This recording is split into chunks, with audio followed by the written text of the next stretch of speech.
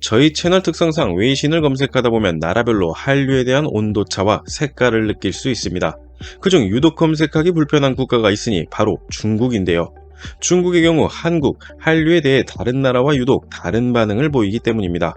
한류가 망했다거나 한국에서 중국 문화가 엄청난 인기라던가 어두운 면만 부각해 조명한다던가 다소 이해할 수 없는 내용이 정말 많은 곳입니다. 그런 중국에서도 최근 세계에서 열풍을 이어가고 있는 한국 라면을 다룬 기사가 하나 보여 흥미로웠는데요. 중국 경제미디어 매체인 36크립토는 2024년 1월 10일 연간 수입량 4만 톤, 중국인들은 왜 한국 라면에 열광할까? 라는 제목의 기사를 올립니다. 내용 초반에는 좋은 품질, 저렴한 가격, 훌륭한 마케팅, 한국 라면은 단순한 트렌드가 아니다라며 한국인은 음식 문화로 중국과 갈등을 빚어왔다. 현재 중국 내 수입 라면 시장에서 한국 라면은 점유율 50%로 1위를 차지하고 있으며 중국은 한국 라면 최대 수입국이기도 하다. 한국 라면은 아무리 양국 관계가 긴장되더라도 심지어 사드 사태조차 막을 수 없는 힘을 갖고 있다 라고 말했습니다. 또한 테이크아웃 경제와 다양한 패스트푸드가 대중화되면서 중국인들은 더 이상 라면을 좋아하지 않는다는 공감대가 형성됐다.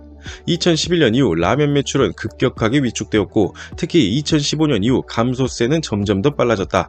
세계 즉석 면협회 자료에 따르면 2016년에는 매출이 17% 감소했으며 중국 라면 기업의 수익 모두 크게 감소했다. 이에 반해 한국 라면 매출은 급속히 증가하고 있다며 이후 매체는 농심이 중국 진출 이후 매출 20배가 증가했다는 것, 삼양이 30%에 달하는 매출 성장을 유지했다는 것, 심지어 한국 라면 가격이 비쌈에도 불구하고 중국인들은 가격을 기꺼이 지불한다고 말했습니다. 매체는 한국 인스턴트 라면의 역사, 한류가 라면 수출에 끼친 영향, SNS 챌린지는 물론 자국 라면은 한국 라면처럼 고급화가 어렵다는 문제점을 지적하기도 했죠. 특히 한국 라면과 중국 라면의 국내 주요 소비자층은 동일한 집단이 아니다며 한국 라면은 1990년, 2000년대 이후 출생자들에게 인기가 많다고 한국 제품을 대하는 세대 간 차이를 언급하기도 했습니다.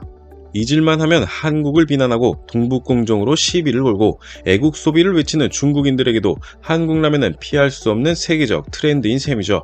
오늘 트루코리아는 세계의 한국 라면 열풍과 이에 대한 해외 소식을 알아보고자 합니다.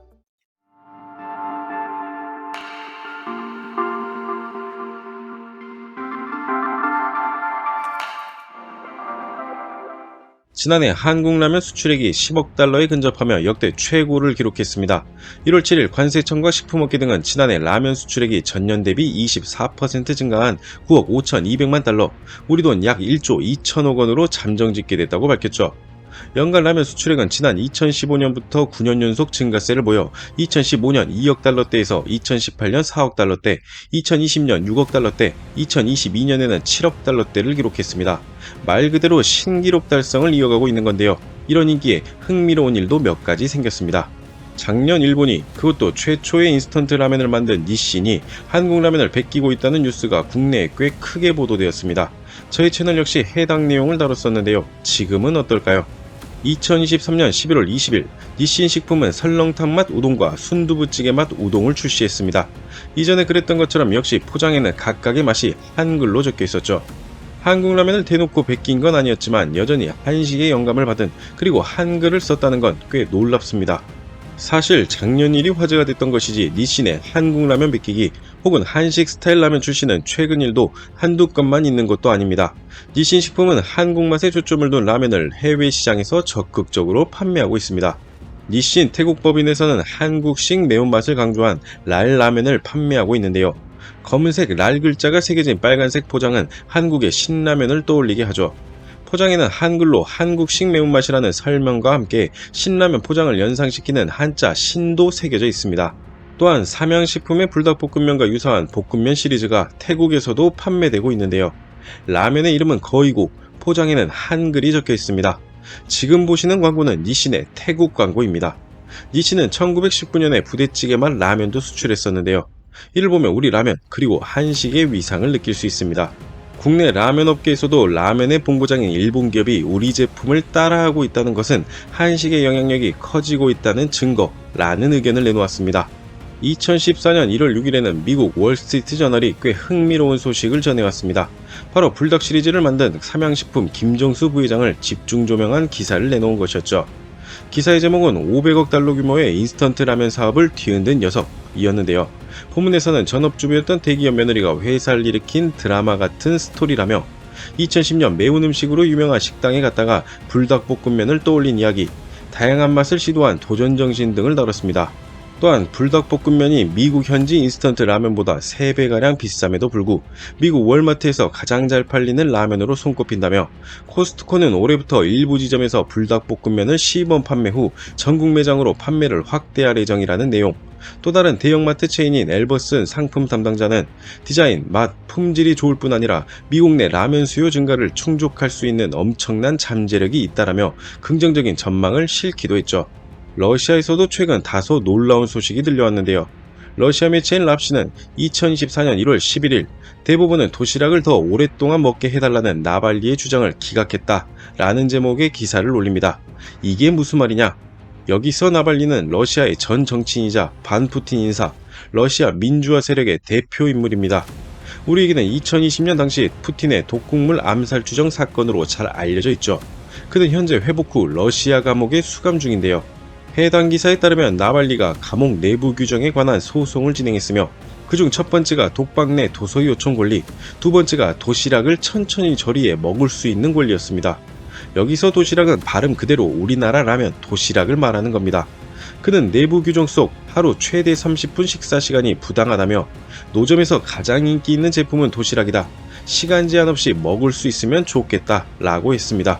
또한 소장에서 라면에 물을 넣고 7분에서 10분을 기다려야 아주 맛있게 익는데, 식사 시간이 제한됨에 따라 행복해야 할 시간이 지옥으로 변한다라고 이야기할 정도였죠.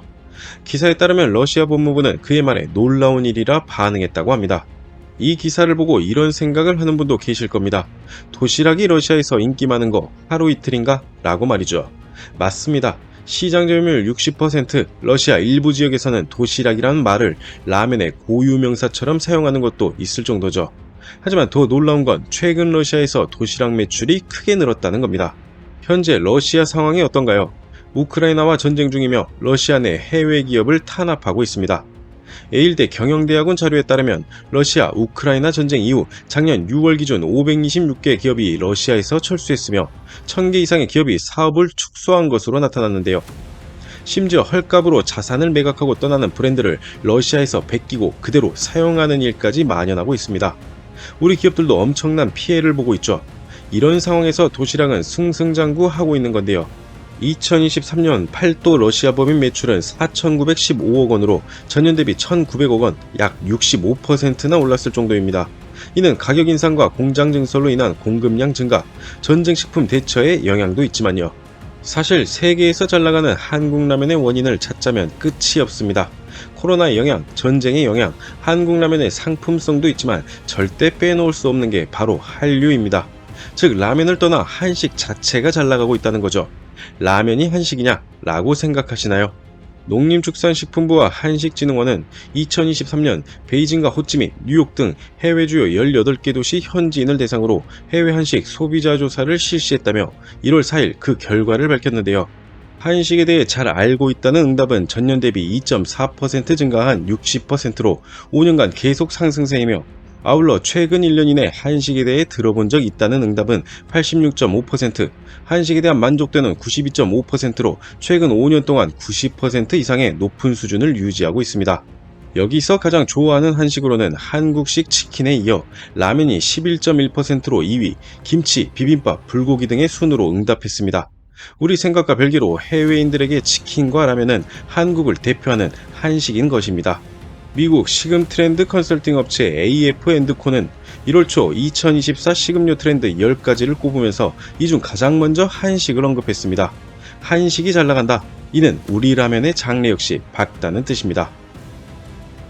우리나라 업체가 과거 일본 라면을 베끼고 이름을 사용하는 경우도 참 많았습니다. 시간이 흘러 이제는 반대 상황이 나오고 있죠. 애국 소비를 강조하던 중국 역시 뒤에서는 한국 라면을 먹기 바쁘고, 이는 러시아를 포함한 세계 많은 나라 역시 마찬가지입니다. 물론 우리는 아직 가야 할 길이 멉니다. 그리고 이는 더 멀리 갈 길이 남았다는 뜻이기도 합니다. 여러분은 이런 한국 라면 열풍 어떻게 생각하시나요? 영상을 시청해주셔서 감사합니다. 구독과 좋아요는 영상을 만드는 데 큰 힘이 됩니다.